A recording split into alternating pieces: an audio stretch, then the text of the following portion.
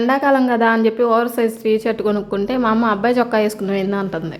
ఏం చెప్పాలి, మా అమ్మకి ఫ్యాషన్ తెలియదు. చొక్కాల గురించి ఎందుకులే కానీ సండే ఏంటి స్పెషల్ ఇంట్లో?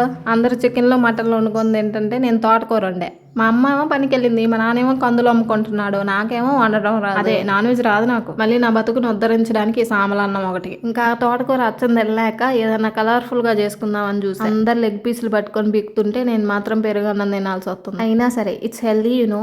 ఇప్పుడు అన్నం వేసి పెరుగు వేసి దాన్ని బాగా కలిపాక గట్టిగా ఉంటే కొద్దిగా నీళ్ళేసి ఇలాగే తింటే సప్పగుంటది. నా వల్ల కాదు, తిన్నది కూడా బయటకు వచ్చింది కాబట్టి కలిపేద్దాం ఇంకా కొన్ని. ఉత్తి పెరుగన్నం ఏం తింటాంలే అని చెప్పి తాలింపు పెడితే నా బతుకు అది కూడా మాడింది.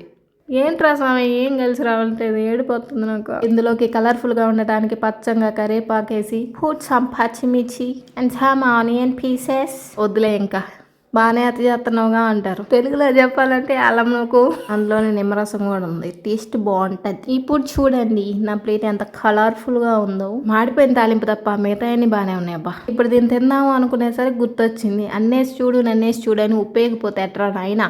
అసలే జీవితం అంతా సప్పంగా ఉంది, తినేది కూడా సప్పంగా ఉంటే ఏముంటుంది రుచి. ఇంకా ఫ్రూట్స్ కూడా ఉంటే బాగుండేది.